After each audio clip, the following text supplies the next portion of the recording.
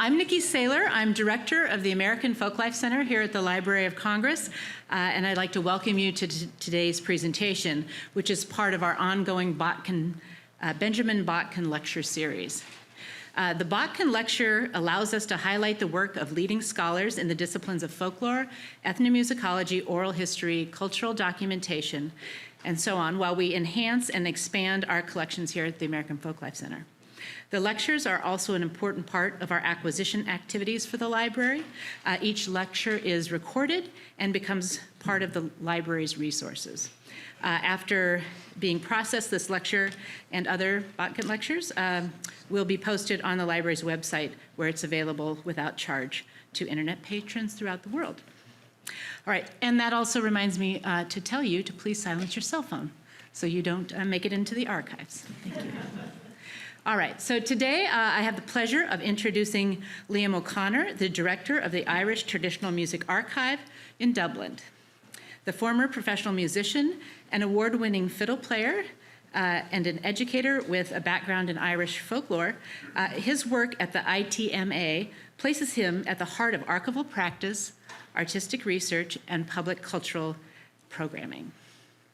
His position keeps him busy as an executive producer, director, and presenter of film and television projects, drawing on his collections as he works closely with the National Concert Hall, Ireland's public service broadcasters, the state agencies, including the Department of Foreign Affairs and Culture Ireland.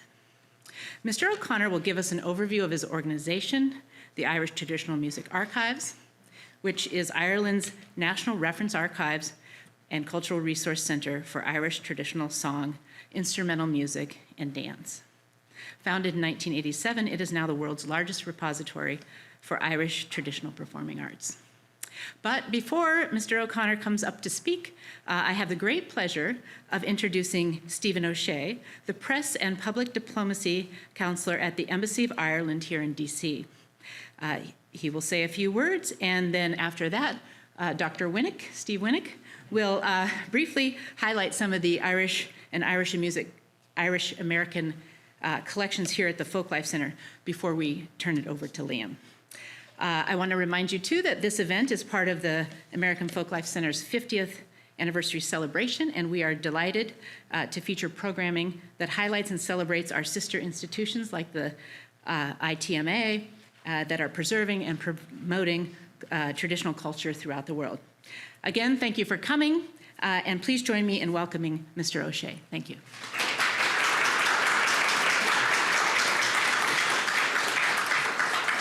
Thank you very much, Nicole, for that warm welcome. And it's amazing to see such a turnout here today for this, what I think will be a very exciting event. I'm from the Irish Embassy in Washington, D.C. Our ambassador unfortunately sends her apologies because she's in New York tonight for an Ireland Funds dinner, but is very much regretful that she can't be here.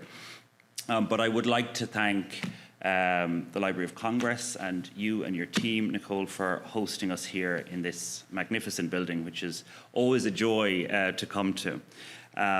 It's one of the great institutions in the United States, I think, but also a great guardian of memory and culture and storytelling for the entire world. And we're very grateful to have it as a good partner in Washington, D.C.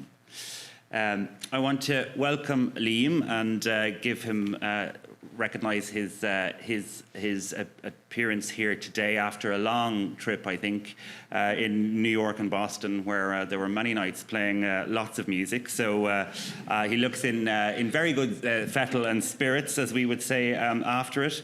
But Liam's leadership of the ITMA has been remarkable. It has become the world's largest specialist repository of Irish traditional music, song, dance, and oral tradition. And most of all, it's a living archive that ensures these art forms remain vibrant, accessible, and relevant for new generations, which I think is really important. I mean, we would say this, but we truly believe that Irish traditional music is one of our greatest gifts to the world. For us, it carries history, memory, migration, and identity in every note. and it has travelled across oceans, particularly here in the United States, and across communities too, where Irish music has long helped strengthen the cultural ties between Ireland and America, and it's something that we see every day in our work. It is also diplomacy, in a way, in its most human form. That is, it's people connecting through shared experience, through rhythm, and through story. And that's why the Government of Ireland is so proud to support the Irish Traditional Music Archive, and exciting initiatives, which I think we'll hear about, such as the USA 250 Digital Archive project. But I'll leave it there. I want to thank you again, Liam, for your dedication. Thank you to all of our hosts for allowing us to be here today. And I'm really looking forward to this afternoon's event.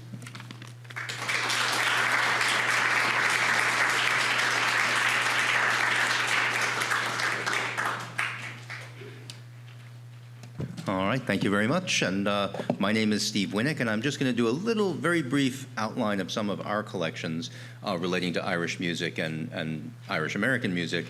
When they asked me to do this, we wondered, is it necessary to explain why the American Folklife Center would be that interested in traditional Irish music? And then just on Friday, we got a press inquiry from a newspaper in Virginia saying, I see you're having Liam O'Connor. Why does the American Folklife Center have this great interest in Irish and Irish American music? So we're answering their question. So we do have collections going back to the early part of the archive, and we'll explain what some of those collections are. So I can have the second slide here. So this is a collection that actually we only recently got, about 20 years ago, not that recently, but considering it's from 1904. And that collection is a collection of 32 very rare wax cylinders, which were collected by Francis O'Neill, who was the police chief of Chicago, and then given to his friend Michael Dunn, who was the fire chief of Milwaukee. And these two gentlemen were both born in Ireland and emigrated to the US. O'Neill's books on Irish music from that era are the standard works of reference for tune players everywhere, and these cylinders really give us the opportunity to hear the tunes as he heard them and gain insights into the transcriptions made by his assistants, which are sometimes somewhat idiosyncratic, and you have to figure out what was being played from those transcriptions. So the cylinders are really valuable, and it's wonderful to have them. We don't actually physically have the cylinders. Those are at the Ward Irish Music Archives in Milwaukee. When they found those cylinders in the attic of Michael Dunn's old house, they really wanted to have them digitized, and they brought them here for that. And so we retained digital copies. And that's one of the ways that archives work together to ensure that these collections are preserved and that the public can hear them. So I think there's an audio clip on there. We can hear just a brief. There we go. Dennis Sasson, played on the violin by Eddie Cronin.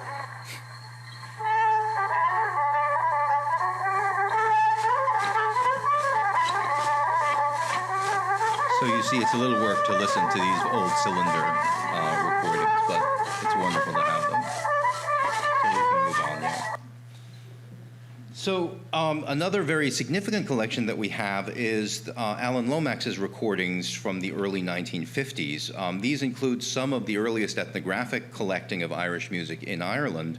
And Lomax had a friend and expert consultant, Seamus Ennis, who guided him to some of the best musicians in Ireland. We'll just hear a tiny clip of Kitty Nigalacher here singing one of her songs.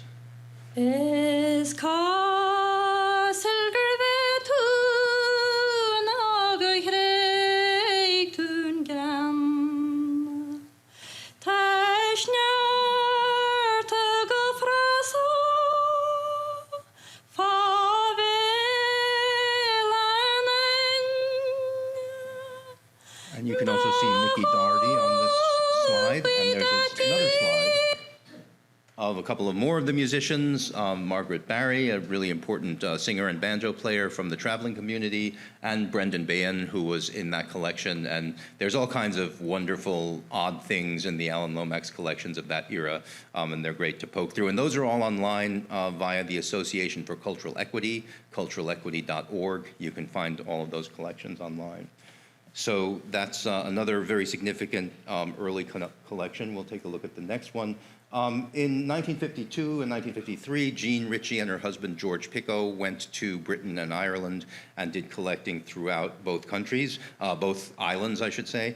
And their collections in Ireland are, again, a very significant early ethnographic collecting of material. And these are just a couple of the items. The nice thing about that collection is that George Picot was a fantastic photographer, and so we have both the recordings made by Jean and the photos made by George.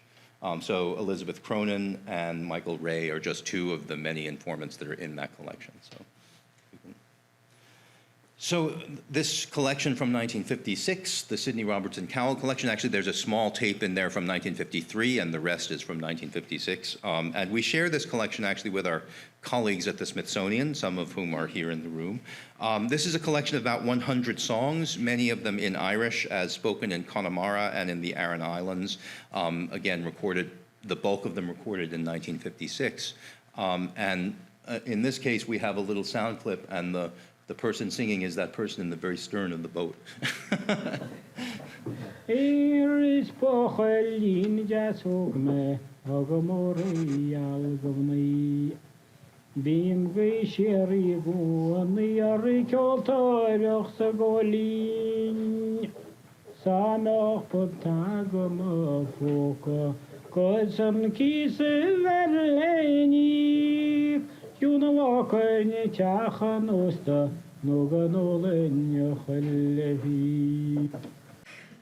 And yeah, so I'll just mention about that collection and the Alan Lomax collection that these collections are quite significant, and we have in recent years had scholars from Ireland come to the Library of Congress to do in-depth research on those two collections because they're so revelatory about what Irish music was like in that era of the 1950s.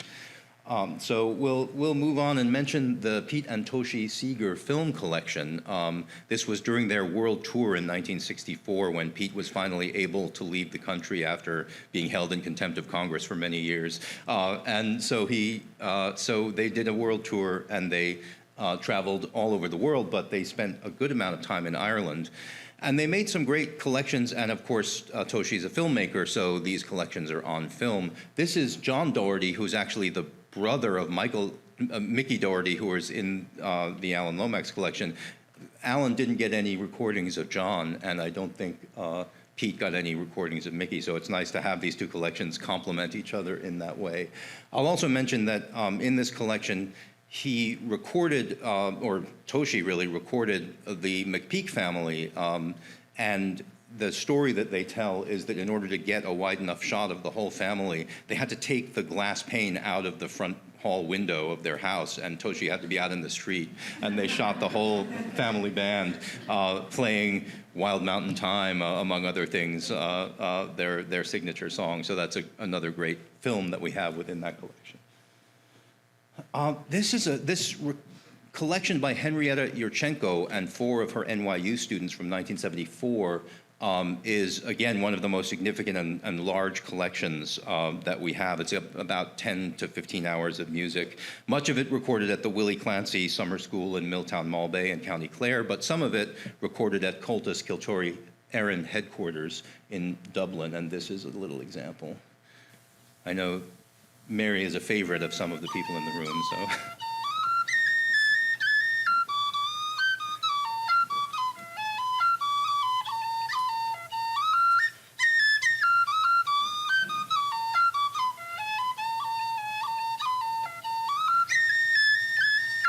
All right, and now we can look at just a summary of some of the great Irish-American individuals and enclaves that we've recorded. And I'll mention in specific in here, a very important composer of Irish tunes, Ed Reevey from Philadelphia, is represented in a number of collections. I'll mention that the Chicago Ethnic Arts Project of 1977 has documentation of Liz Carroll and Michael Flatley playing the flute very early in their careers, and there's great photos of them as well in that collection. So that's a really interesting collection. One that I find very significant is the James Keane collection, which is a collection of lectures that he gave about his life and music in 2006, and since then James has had laryngeal cancer and has had his voice box removed, so he can't speak anymore. And it's just wonderful to have this oral history, essentially, of his life and music. So those are just some of the things that you'll find, and our documentation of both the Butte, Montana Irish community and the Philadelphia Irish community made by Robin Haichu is extremely significant, I think. So now we're going to move on to ways in which we've contributed or created new collections through our programming. This was our founding celebration in 1976. This is a photo taken in the Great Hall of the Library of Congress. This is a band called the Irish Tradition, and I'm trying to channel Brendan's hair here. But let's hear just a little brief. Bill, Brendan, and Andy, the Irish Tradition. That's Archie Green announcing the...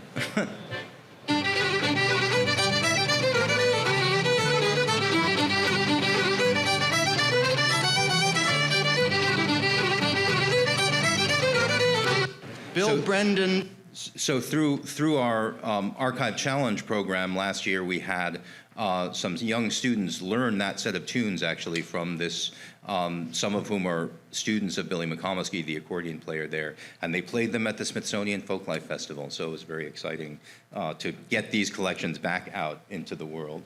So this is just some of the Irish musicians that we've had in our concert series over the years. Those last two, again, were from what we call the Archive Challenge, where we ask musicians to learn materials from the archive, and the rest were here in the Homegrown or Neptune Plaza concert series.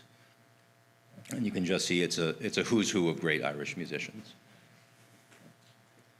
We also had a very special series curated by Nancy Gross in 2007 and 2008 of Northern Ireland materials in particular, and you can see these are some of the fantastic people. Just hearing a full concert of Rosie Stewart singing was a big treat, and Len Graham, obviously.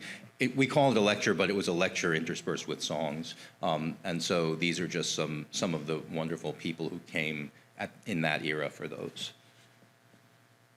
And finally, this is our people that have come to speak about Irish traditions and Irish music here in our lecture series, particularly the Botkin Lecture series. Folks like Mick Maloney and Garrett O'Halloran and all of these wonderful folks talking about deep Irish traditions and particularly Irish music. And you'll see the last person on that list. Well, I'll mention first Cormac O'Hay and Deirdre Nicole Conneely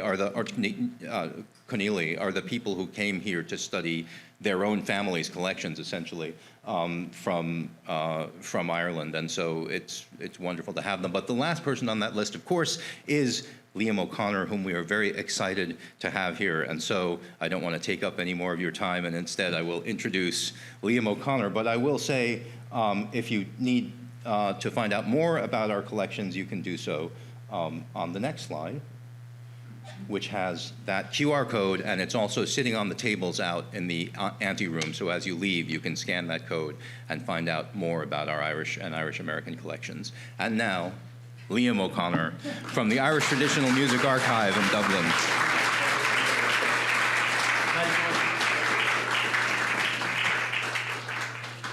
Well, thanks so much, Steve. Thanks, Nikki, and thanks to Stephen. In particular, thanks to Nancy Gross as well, who has been back and forth with me for a long number of, I'd say, not months, but maybe over a year, and I really delighted to be here today.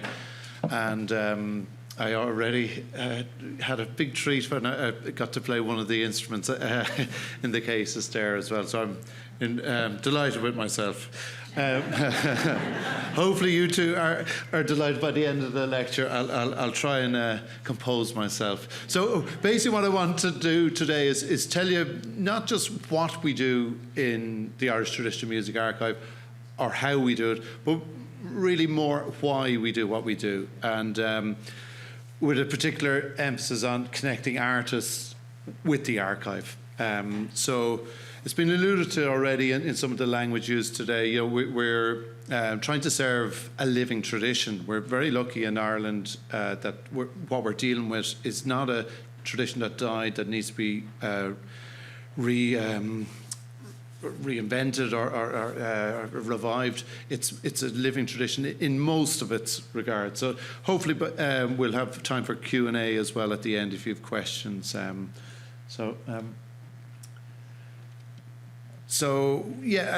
We like to think, although I get scared when I see the numbers and the scale of the collection of the Library of Congress. This is a standard phrase we use, but you'll note I avoided facts and figures in this part and concentrate on the philosophical and the whys. So we're home to the largest collection of Irish traditional music, song and dance in the world. We're open to the public, free of charge. No membership or paywall barriers or anything like that. So in the message we want to really send out there is it's your archive as much as ours. We're just custodians really of a very, very long commitment to trying to preserve the materials of the historic materials and the contemporary materials of Irish traditional music, song and dance. Sometimes if we were rebranding or renaming the archive, we wouldn't say the Irish Traditional Music Archive, we'd have Irish Traditional Music, Song and Dance Archive. So the poor dancers and singers sometimes feel left out when they see that. But everything is through those three lenses: music, song and dance. So what do we do? Essentially broken into 6 things. We collect and preserve materials. So collecting in our library in Merrion Square in Dublin, we like to think, or our aim is to have 1 copy of every commercial or published work on Irish music, be it books, commercial releases in terms of CDs, albums, even pamphlets, everything up to digital downloads. So that's in our library if you want to think of it that way. Collecting then in fieldwork, we'll discuss a little later, but the unique and lived experiences of traditional musicians and at-risk repertoire are hugely important for us there. When we want to collect, we're not just thinking of the publication, we're thinking of what's in people's heads. Preserve, we're obviously digital preservation is huge, physical preservation, so we try to keep up with international best standards within the limited resources we have. Organised and described, so we've a small team of cataloguers and archivists that try and put order on that, and then really the focus of today's lecture is present and publish. So what do we do for the public with the highlighted or curated materials? Our artistic philosophy is defined really by this sentence, really, and we use a term called drawing from the well. It's a metaphor that the well being the archival, the whole accumulation of materials that we have in Ireland relating to traditional music, song and dance, that's metaphorically a well, and then we ask artists to draw from that through various commissions, and we'll go through what that manifests itself in later. But why we're doing that is really we're trying to be a dynamic agent really for the living tradition, and that living archive piece it's at its best when artists engage with the materials. Obviously we're limited capacity-wise in Merrion Square to people that are privileged enough to be in Dublin 9 to 5, Monday to Friday, and we even close now for lunchtime. So our journey, obviously, Irish music is played all over the world now, and it's of interest to people all over the world. So that's not enough anymore. So we're like the world leaders here, of course, in digital access. The internet gives us that opportunity. So we're on a strategic journey to prioritise digital access over physical access, and that's where we're at. So we're very lucky to have an upscaled digitisation space in Merrion Square, courtesy of the Shared Island Unit, which is a Government of Ireland initiative fostering, I suppose, continuation of building peace and reconciliation in Ireland and using culture as a space for improving cultural engagements. But we've really increased our digitalisation capacity. Irla, my colleague here, is normally trapped in that said basement where he digitises literally hundreds of cassettes and reel-to-reels, and I tell him he loves it. And if we'd bring him out someday, because if a clicker wasn't working in PowerPoint, it could. But we're blessed with really good equipment there. Yeah, and the AV, we field record as well and conduct interviews seeking specialist information. Yeah. They're a selection of the type of material. So we'd have manuscripts from as early as in mid-1700s, and we're in the business of digitising and making them available, so you can print them out at home and scribble over them or take your own notes, and we don't need to touch the originals. They've survived wars, famines and revolutions, and many rainy nights, I'm assuming, for collectors walking around the country in the 1800s, so they're better off digitised. And we've some cylinder recorded, but not on the scale of what's here.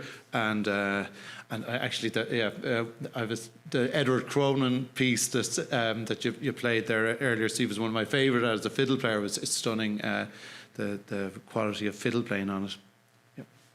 Yep. Our publications then are divided into, in terms of books, are divided into two different series. So the Pigott collection, which is the green one on on your left of the screen, my right, is part of a series where 19th century manuscript collections that lay in various libraries and needed specialist appointments to view them have been published, essentially edited for publication, and some of the life stories, the likes of Ford, Pigott, Canon James Goodman, these people dedicated their lives to preserving. They hadn't the means or ran out of time in a lot of instances to publish the works themselves.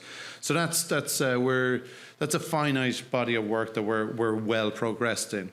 The one below it there is a recent publication, The Sorrowful and the Great. It's more part of a new series, A Portrait of an Artist. So basically we're trying to give, by and large, the Irish public, firstly, we don't get access unless you're born into the traditional music community. If you're born in next door, you mightn't have the same access to your own musical heritage. So we try to break down what the inner circle of traditional musicians hear in the exceptional artists. So Tommy Potts is the feature of this Portrait of an Artist, and it's a whole biography based on a very, if you go to the National Gallery in any country, but in Ireland, if you go in and view a Jack B. Yeats exhibition or a Van Gogh exhibition in Amsterdam, the more you know about that artist, the better primed you are to interpret the art you're about to engage with.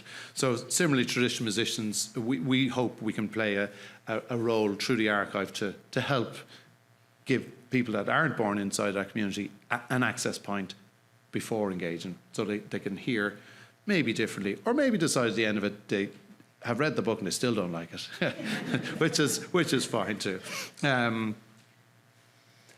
This drawn from the well concept of connecting artists with archive material to inspire new art stems from, it came about during the pandemic. We closed the doors physically of the archive on Friday, the 13th of March.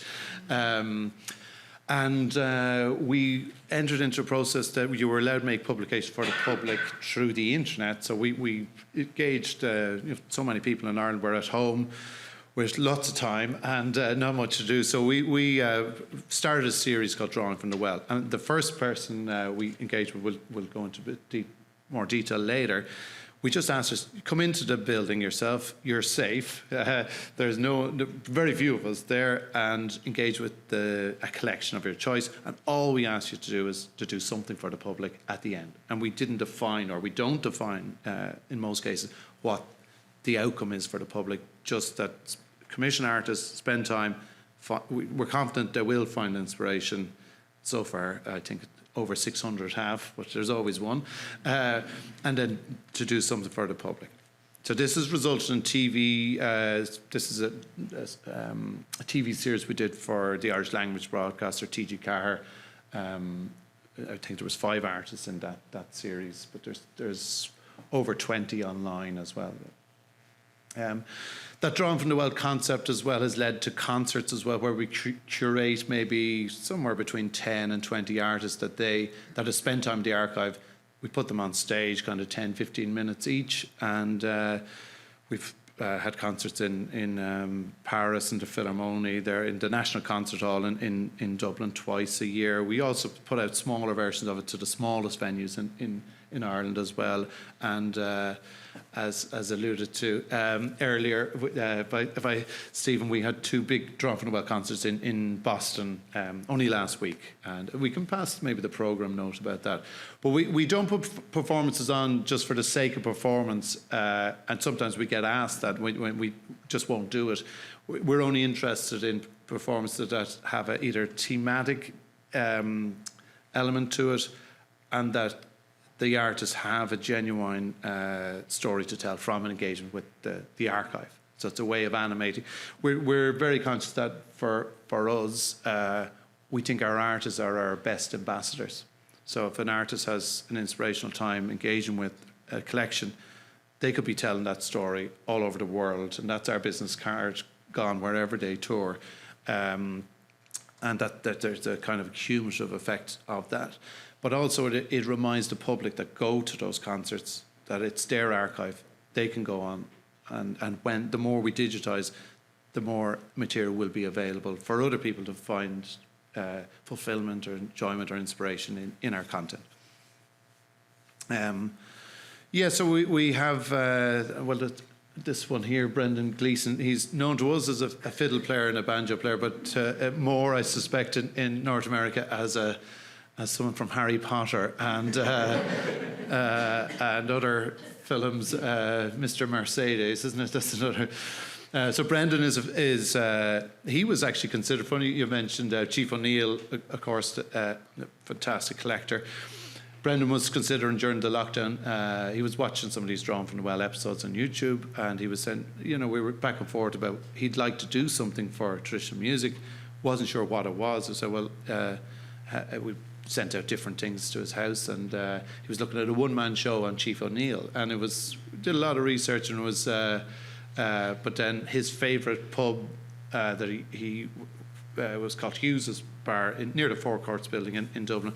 That was closing down during the lockdown. One of the owners had smelt the rose and said, actually, now that I have a break from this, I don't want to open up again. So it was a kind of happy closure for the family side, but not for Brendan. He was saying, I had 30 years in there, and it was my go-to place for birthdays, for Sunday night sessions, and treated as a musician, not as a Hollywood A-lister. So he asked, could he do a documentary on the pub and capture that sense of the place, and to articulate what is important or special about a community and an ecosystem in a bar like this, where music is played communally. You've all types of standards, the exceptional to the not exceptional, or maybe exceptionally bad too, I don't know. But that phenomenon, ageless, intergenerational connections, and so he tried to get to that core. From his perspective, he was safe to do it because he wouldn't be letting the secret out of the bag that everyone would come in and view it. The doors were closed forever. But that's just one example of an artist coming up, and that led to a film that's widely available online. It was in cinemas and things like that as well. So it went large. The ones below that, it's a little pixelated there. Apologies for my wife's a designer, would be horrified at the pixel thing. But Edwina Gucki and Coisín Nigan, Louise Mulcahy, so with the Government of Ireland and our friends in the Department of Foreign Affairs, for St. Bridget's Day was... there's a paucity of compositions really about St. Bridget in comparison to St. Patrick's. So there was maybe an over 1,000-year balancing act going on. So St. Bridget's Day is now a public holiday in Ireland as well. But we connected artists with folklore and other references to Bridget in a broader sense than just to say, and they composed new songs, new dances, and new tunes around it. So another example of that Drawn from the Well concept. Nancy was speaking about work collecting in Northern Ireland as well, and we have a lot of projects ongoing through the Shared Island unit as well, collecting all traditions on the island of Ireland. So it doesn't stop at traditions don't stop at borders, but we have a huge collection of music, people's reflections during the Troubles, people from all types of flute and fife traditions as well. And that's something that's ongoing as well. That's our former Uachtaráin, President Michael T. Higgins as well. We could.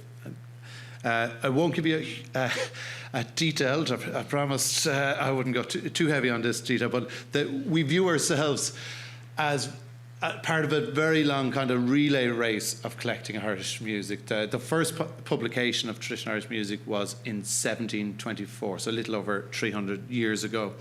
And some of those tunes are still played. Matt Malloy played Moll Halfpenny, or Molly Halfpenny, which I think Patsy Toogood recorded as well on cylinders. So these tunes are still functioning. And a friend of mine, Cormac Begley, a concertina player, he's a psychologist as well. And he said, humans haven't changed that much emotionally over the years. So some of these tunes, if they connect emotionally and resonate still, if they function that way, they can kind of morph during the generations, and people put their own stamps on them, but they still exist and still work. Edward Bunting, then, we owe a lot to Edward Bunting. He was a 19-year-old organist that got the call to transcribe what became the last of the bardic or wire-strung harpers. Ireland's emblem is a musical instrument, the wire-strung harp.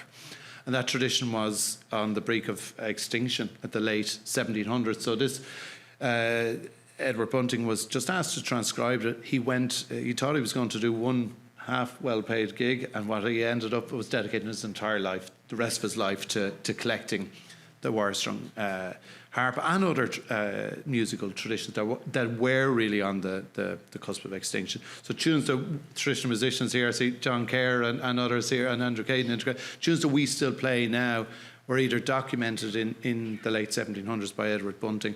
There's one, O'Neill's March, or the Wild Geese, Roisin Dove. There's so many, and some of the comments or descriptions Edward Bunting had at that time was very ancient. So they were very ancient in 1792, and they're still being played here in North America and anywhere throughout the world, wherever Irish music is played. They're still functioning for us. The band in the middle there, George Petrie, and special emphasis on him today, because we have a tradition of individual collectors. And the likes of Chief O'Neill and other collectors, P.W. Joyce, I look at earlier, they were in a rush to publish hitherto unpublished airs. So it's kind of they were operating as individuals. George Petrie, after the Great Famine on Gortamore in Ireland, 1845 to 1851, depending on your dates, but it was obviously a huge catastrophe for the people of Ireland, but for the traditions of Ireland. So you have a big, the Irish language it takes a huge blow. It's for people in survival mode, where emigration is for most people the best option available and not available to everyone. So you have 1 million people emigrate, 1 million people die of various diseases or starvation related. But the traditions, the music, there was a severance there as well. So generally in Ireland at the time, you've a highly populated rural population. And if you think as well, for those that aren't familiar with Irish history, we had a population of over 8 million. We're still not back at 8 million. So 1845 to 2026 now. So it's a huge upheaval. And George Petrie, the man in the middle, he had an observation. He said, the Landis song is now silent. And he observed that the grandparents and the toddler generation, the young people, that they were most vulnerable. The middle generation are in survival mode or emigration mode. So the traditions that were generally passed in better times between grandparents and young children was severed. And then you had the middle generation were generally working the land. So that the whole thing was on the brink of total collapse. And George Petrie established the Society for the Preservation and Publication of the Melodies of Ireland in the 1850s. And he had this vision that he would collect, or he would have other people that had private collections, manuscript collections, sent to him. He would operate as editor and find the funds to make them publicly available in a library in Dublin, and also to publish those works. He managed to get 3,000 tunes and melodies into his possession. Sadly, he died before he got one publication out, a fantastic one. But he had great buy-in from all types. And then upon his death, everyone, maybe typically Irish, went back to their own individual efforts. And we had until 1987, until the Irish Traditional Music Archive were founded to go back to that same vision. So when we're working on our strategy and mission, we go through all these things. So actually, will we just go back to what George Petrie said in 1855? And that they're what they want to do, collect, preserve, and make available, still stands to this day. Okay, well, we can move on. I won't read you this quote in huge detail, but it's one of my favourite ones. But basically, man Patrick Weston Joyce, who was a disciple of Petrie's, collected close to 3,000 tunes himself. He died in 1914. He was born in 1827. So he got to see the pre-famine Ireland. He was very much an insider in terms of the tradition. He only realised he had unique music when he joined George Petrie's society, and he knocked on his door literally and said, essentially, do you know any of these tunes? George Petrie said no. And Petrie asked him, can you write music? And Joyce says yes. And he said, well, here's 2 manuscripts. And he called back the next week with them full. So they had a lifelong bond. And again, there's a kind of a continuity or trinity between Bunting as an 18-year-old getting the bug for collecting, George Petrie then being inspired by Bunting, Joyce being inspired by Petrie. Coincidentally, P.W. Joyce, his son lived in the house where the archive is now, and his manuscripts and books would have been in that house. So the point I was making with that quote is that traditional music, song and dance was integrated in absolutely everything in the society he grew up in.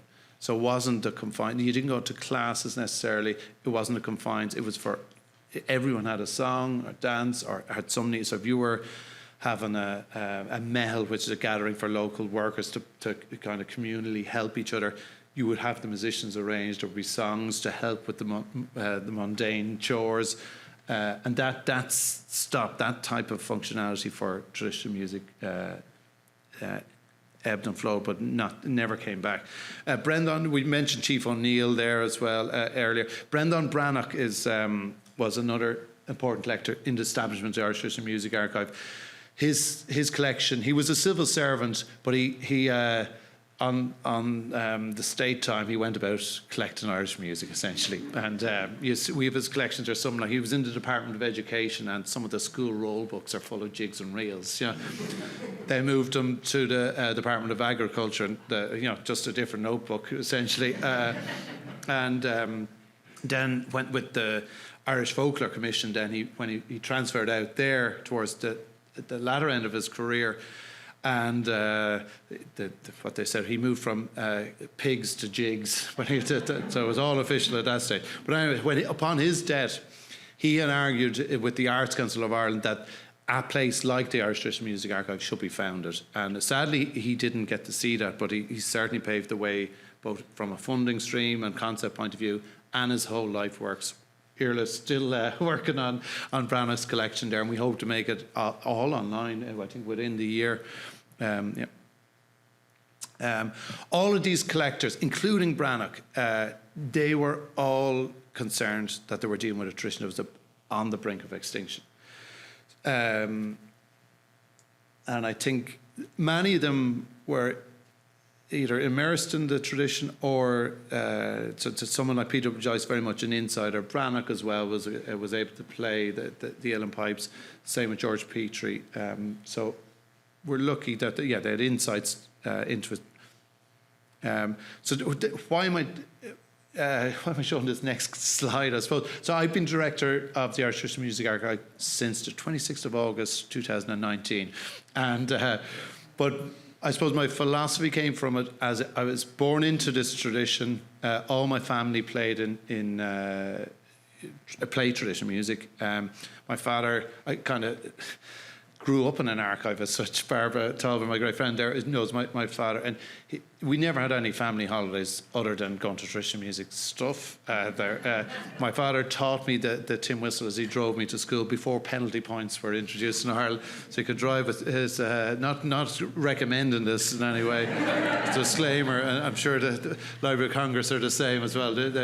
But that's Michael Russell here on the bottom corner. I think we're after sharing a burger and a tin whistle. But we're now publishing Michael Russell's books, actually, and a book that Bill Ox was working on with Michael soon.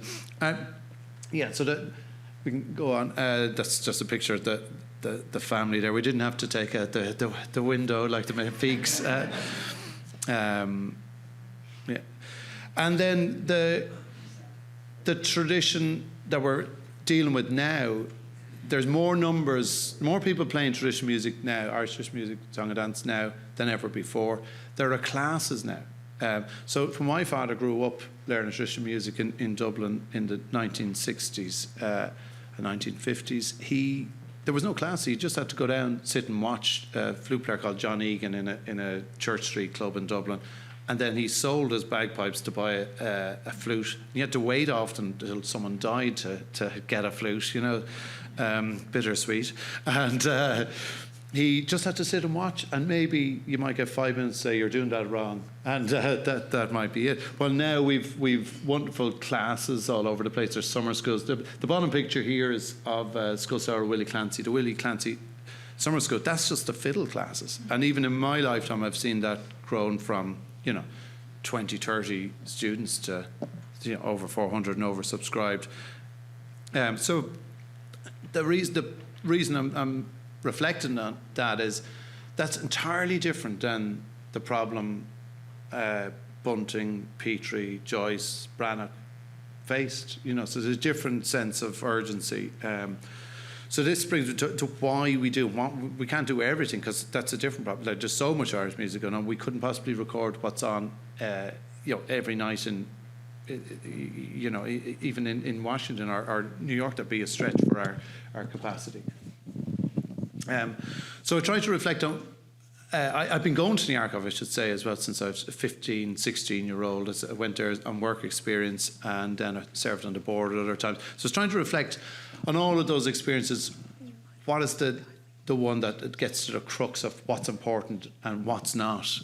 So I went in to hear this man. It's a fiddle player, Tommy Potts, that I referenced earlier, that we now have a book on. Went in to hear him. I never got to meet Tommy. He was a friend of my father's. My father recorded him. He was a friend of my grandparents. He lived, according to Google Maps, 2 minutes away from my grandparents' house. And so I went in. I had heard that there were interviews that Micheál O'Sullivan conducted with Tommy Potts in preparation for his doctoral thesis on Tommy's innovative approach to traditional music. But I hadn't met him. So through this interview, and I'll just pull it up. We might watch the interview. This is just zoomed in on one kind of a broken piece of a tune. He was somewhat like what's that other thing? A slow thing. The Weaver. The Weaver. Yes. It's somewhat the sound of looms and shuttlecocks. Yes. Yes. Could you play that one? Is it? I shouldn't be saying the loom. The Weaver it's called, isn't it? I'm sorry. Well, if I could remember. Sorry, what's your title for this again, Tommy? He doesn't answer him, but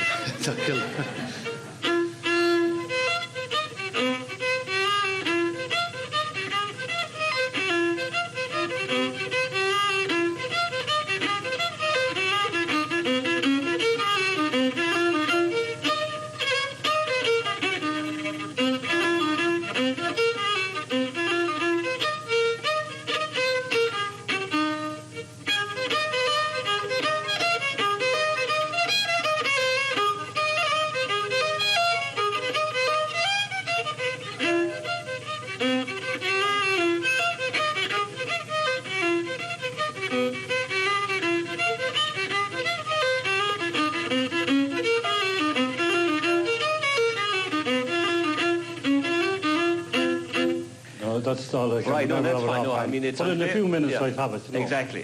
It's so long since you played it, but I suppose it makes the point anyway that, Yeah, well, the music is descriptive of some of something like that.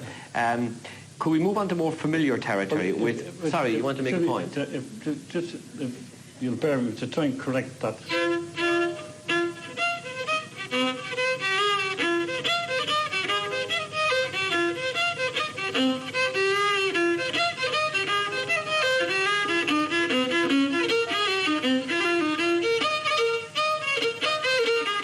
That's it.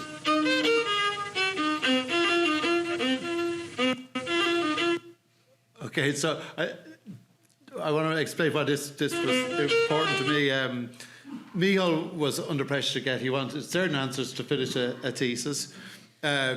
Tommy, he had already composed this tune before, but he composed a two-part version of it. It's very similar. Now, composer comes with an asterisk maybe with this one, but he wasn't sure of the title, whether he called it The Weaver or The Loom, and he was trying to capture the sounds of weaving, which was a big tradition with Brendan Brannock's father and Tommy Potts in that area of Dublin.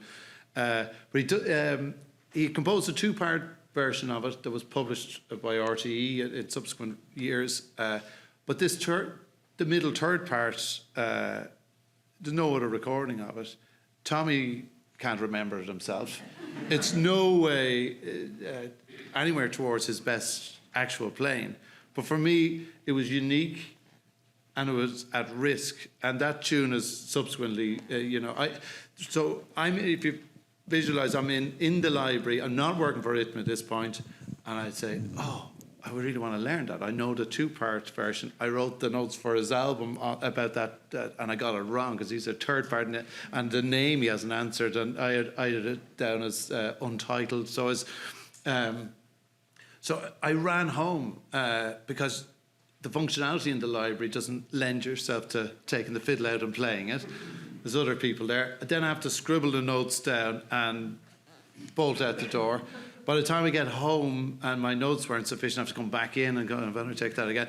And then I subsequently recorded and played that tune, and it became a title of an album release.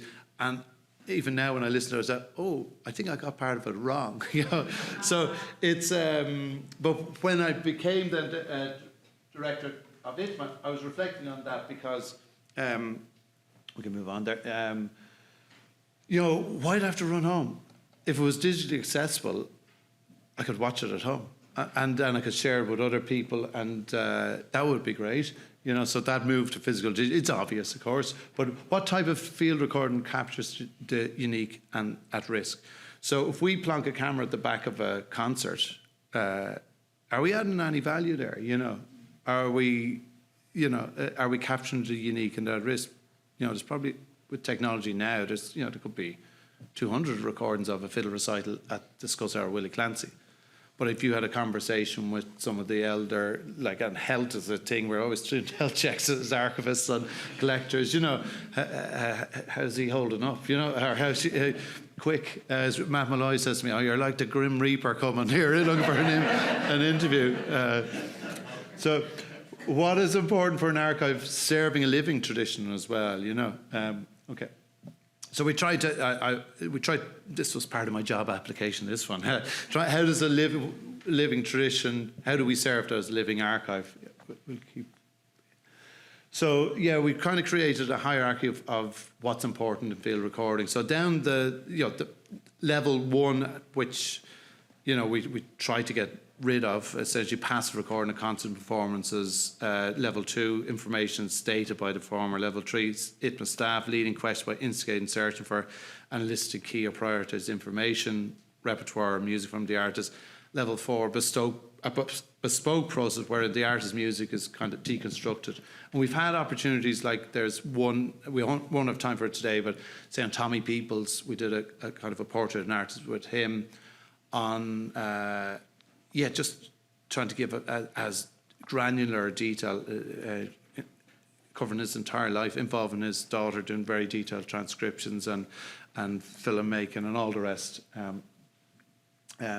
So we're not, because that living tradition, we're not at that fixed point. You know, it's an evolving process. On my first day, that same 26th of August, and when I started as CEO, I was getting a tour of the building from my predecessor, Grace Tolan, and I got to the top floor by lunchtime, and Liam O'Flynn, the wonderful uilleann pipers from Planxty and everything else, his collection was there. So I said, I'll take my lunch upstairs. No, you're not allowed to eat here. So I'll go without the food. So I was fortunate enough to play with Liam when I was young. But in his collection, there were various folders, but there were tunes that he composed.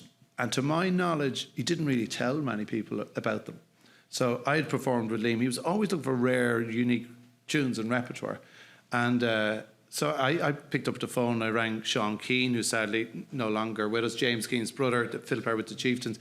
I said, do you know that Liam composed these tunes? And Sean's a man of kind of few enough words, no. And that was, so no. And then I rang Paddy Glack, and no, he didn't have them either. So I was like, and then, so we went anyways on a process. There was quite a few of these that weren't popularised, so they were sitting on a library shelf or an archival shelf, and that got us thinking, okay, well, we need to do something with this. There were poems as well. We got Liam's widow, Jane of Flynn, to come back in because there were things in the collection that shouldn't be there. You know, the usual stuff, but like bank statements, passports. How much did he get for a gig, and how much did I get for the same one? No. Then his wife Jane was reading. He said, "That's Liam's stories, Liam O'Flynn's stories, but written in a strange way." And you turn over the page. Oh, it's Seamus Heaney. It's Tankas about uilleann pipes based on. So we had all this unique material there. So that set in process an idea that we should do something with this with artists. So we asked Louise Mulcahy, who's an uilleann piper, and she had got a loan of Liam O'Flynn's set of uilleann pipes. So when Liam passed away, 3 sets. So we asked her, that was the first of these drawn from the web, said, listen, Louise, there's a really interesting collection here, Liam O'Flynn's collection. You have one of his sets of pipes. She didn't know Liam that well during his lifetime, met him once or twice, but not. So I said, you're going to really know him after this, because he's quite a private, reserved person. But his philosophy of art, music, who he learned from, what he valued, what he didn't value, is all documented there. So, yeah.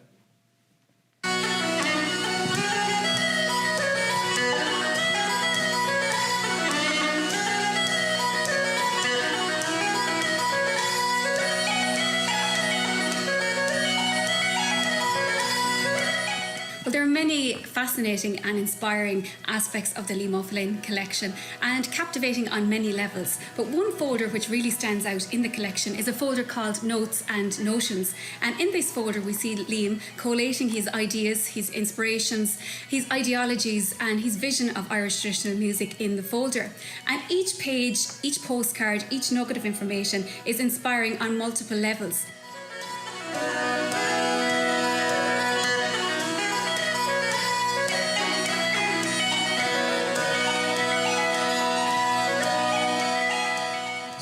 Meticulous. Done.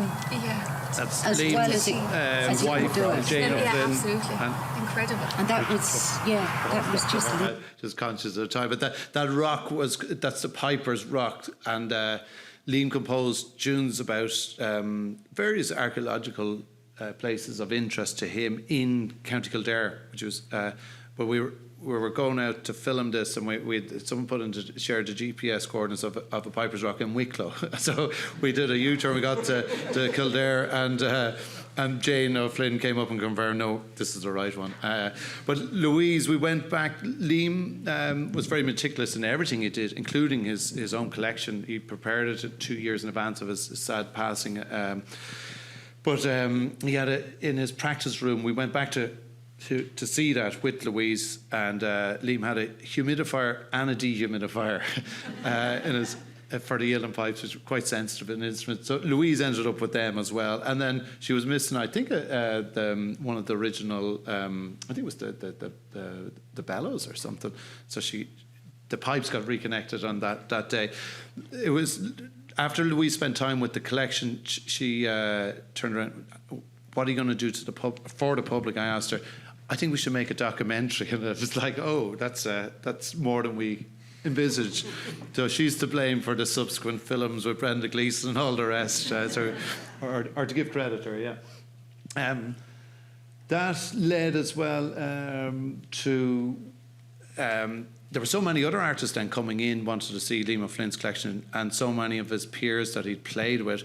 We decided, why don't we put on a concert? And then it just grew legs. We all of a sudden, this I think does a better job of it. This is a concert in the National Concert Hall then, ITMA's first one there, including so I was listening Mary to traditional music from day one, but it was the sound of the uilleann pipes that really made the big impact on me.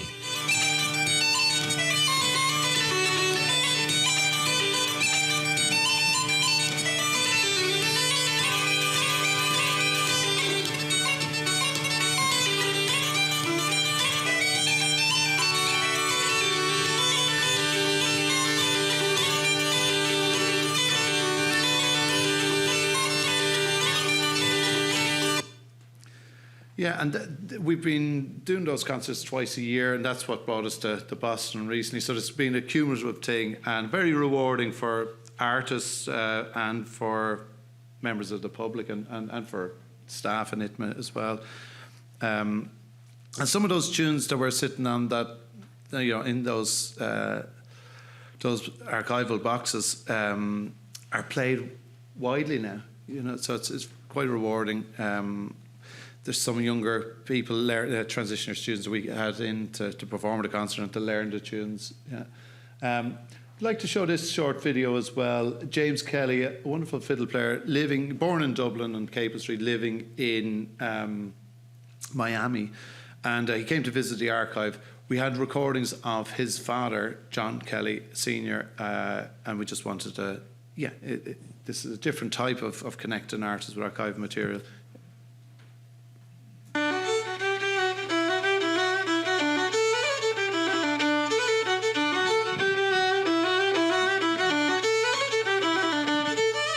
My father was a fiddle player and concertina player from County Clare, and he grew up in West Clare, almost out to where the Loophead Peninsula is. He was born in 1912, and he learned how to play the fiddle and the concertina, and grew up in that locality, and had influence. His family members, his Uncle Thomas and his mother Elizabeth, were influenced, as well as many other. Oh God. I remember Pater Arida had some recordings of my father that looked to be in jackets like this in the house, and he played some for me when I was down many years ago, but I never heard these particular recordings.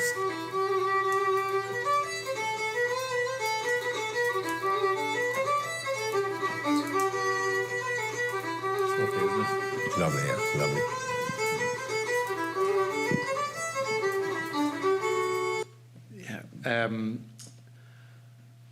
There we go.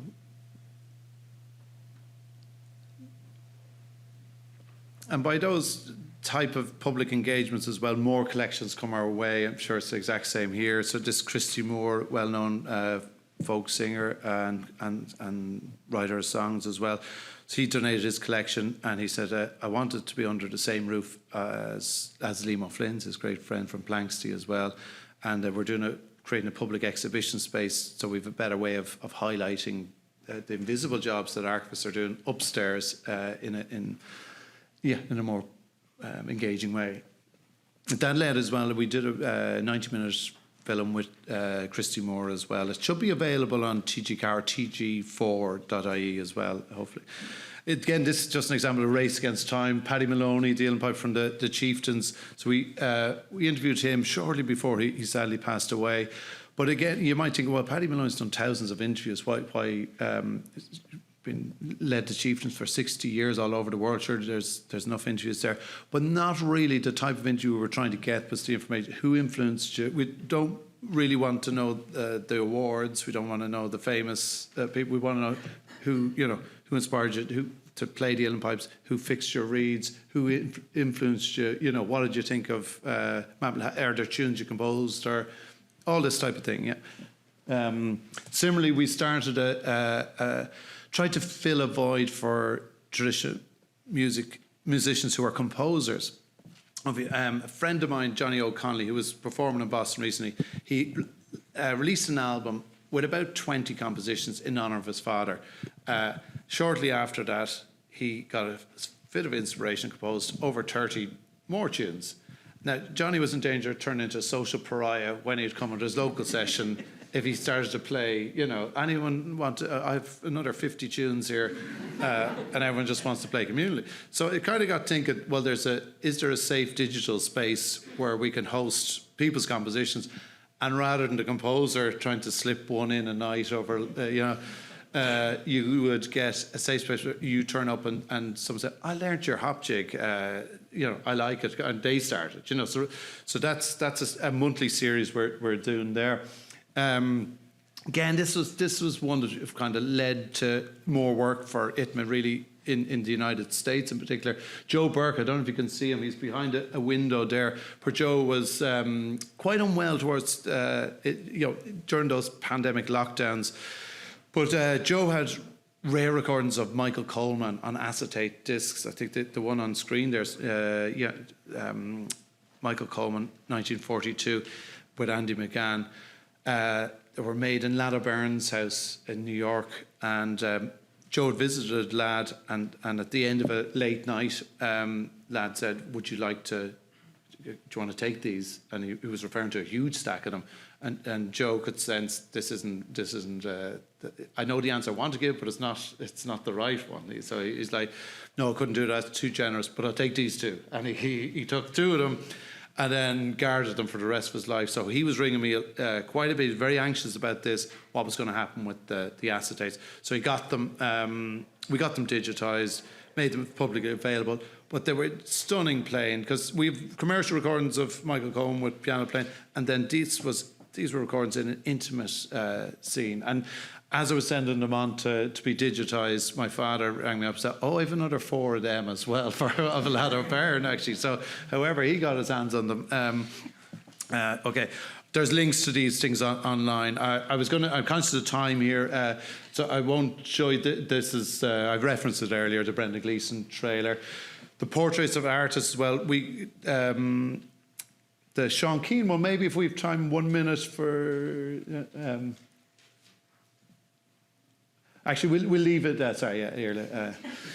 We'll leave it. We'll hopefully show that, make that available. We're constrained, like a lot of places. That film on Sean Keane uses some other archives films in RT in particular, and it's quite their commercial unit, which charges a fortune. We've made it available on our website, so even though we're good partners. This is From the Bridge, an exhibition curated by Don Mead, a wonderful researcher and musician up in New York.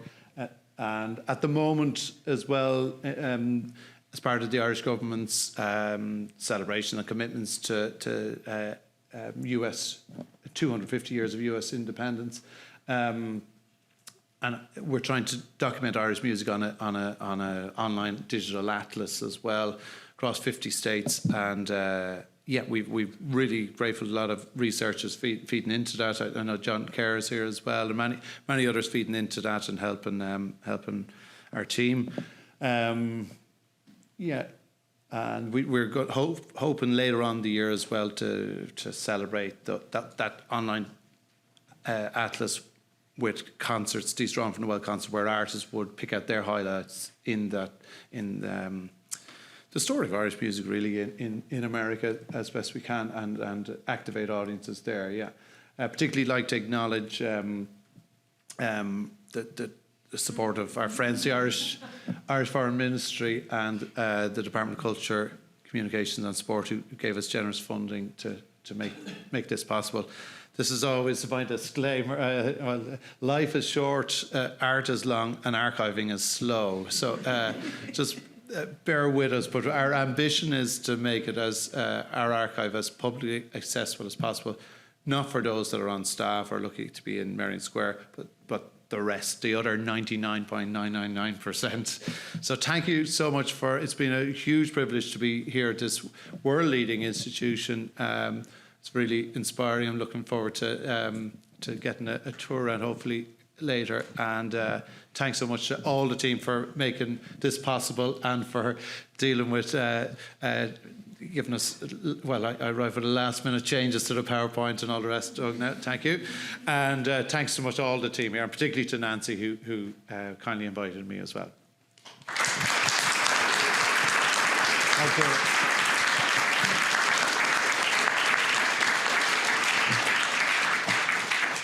Thank you. That was terrific. Do you have time? We have time for just a few questions.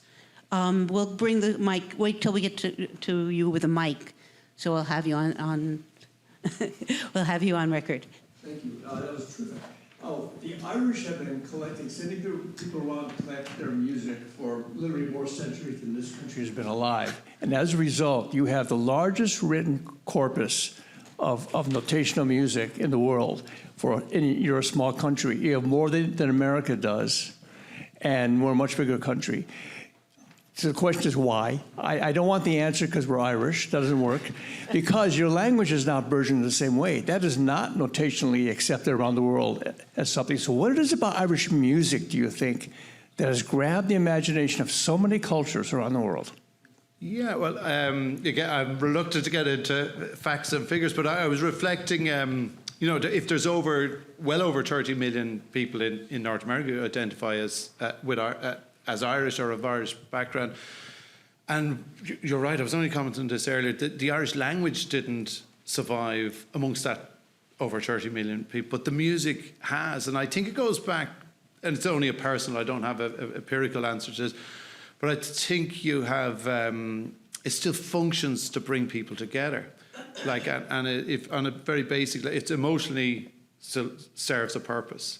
It can, you know, you can have sublime artistic moments, sublime expressions. It has a sense of depth, the way like other great traditions. You know, a Bach partita is still going to be around, I bet, another 300 years because it's emotionally impactful. So I think the emotional thing is humans always need that, and it functions. I think there's a communal thing though as well that maybe serves the living tradition very well, and it'd be the same. I think there's a session tonight at 7 o'clock, and me and Irla, Irla's a fantastic flute player. My wife's a fantastic fiddle player as well. We can go and join in a session this evening, and we will have something to talk to people with. We will sit down beside people we never met before, and we'll probably stay in touch with people. And if we're coming back, we'll, you know. So I think that communal thing. Traditional music around the world, and again, Ireland's geographically positioned at the edge of Europe as well. You know, there's pubs in West Cork and West Kerry claiming to be the next stop USA. You know, but we're on the edge of Europe as well, and I think just a lot of other countries lost their traditions. And I think when I see Irish music, I see it through our Google Analytics. It could be somewhere in Japan. And you're like, it's way beyond the Irish diaspora. But those, I've people that are some of our best users, our most intense users of the website, say, sticking with that example of Japan, and they are going to define themselves as Irish traditional musicians on the day they die. You know, that's going to be their thing. And it's a lifelong interest. Tommy Peoples, the wonderful fiddle player, say if he had 3 or 4 lifetimes, it still wouldn't be enough for where he wants to get. But so, and like you could say Matt Malloy, like to my mind, one of the world's great flute players, up there with Sir James Galway, and you know, someone like him can sit in his pub in Westport the day after, you know, getting a standing ovation at Carnegie Hall for his 30-second flute solo as part of the Chieftains, you know, and someone with just a basic level could come in and sit and enjoy the same night. You know, like, you know, imagine doing that like at the Berlin Philharmonic or something. You know, I just play a little bit. Yeah. So I think the social thing is strong. Okay. Thank you. I wish we had more time. I'm going to cut you a bit short here. Liam O'Connor, thank you so much for coming, and it's been a pleasure to have you. Thanks.